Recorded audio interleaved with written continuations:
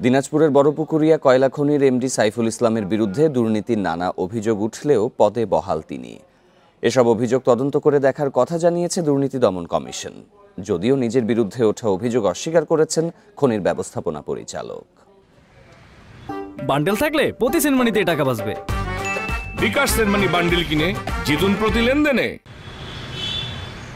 দিনাজপুরের বড়পুকুরিয়া কয়লা খনির ব্যবস্থাপনা পরিচালক হিসেবে ২০২২ সালে দায়িত্ব পান সাইফুল ইসলাম সরকার। এর আগে ২০ বছর খনির বিভিন্ন পদে কর্মরত ছিলেন তিনি। ব্যবস্থাপনা পরিচালকের দায়িত্ব পাওয়ার পর প্রভাব খাটিয়ে পছন্দের ঠিকাদারকে কাজ দেয়া, অবৈধভাবে নিয়োগ, স্থায়ী জামানত সহ ভুয়া বিল ভাউচারের মাধ্যমেই বিপুল অঙ্কের টাকা আত্মসাতের অভিযোগ উঠতে শুরু করে তার বিরুদ্ধে।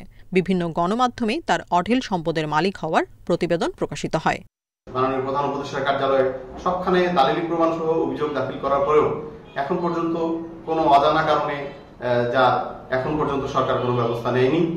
এসব অভিযোগের তদন্ত চলছে বলে জানিয়েছে দুদক। জ্ঞাত আয় বহির্ভূত সম্পদ অর্জন সংক্রান্ত অভিযোগ অনুসন্ধানাধীন রয়েছে।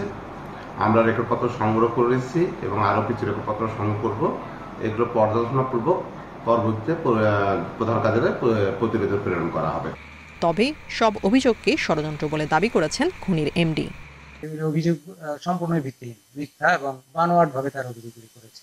আমাদের কাছে যথেষ্ট তথ্য প্রমাণ আছে যে এই অভিযোগগুলির কোনো বেজ নেই।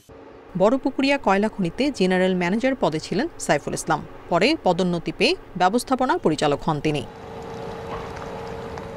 Independent news.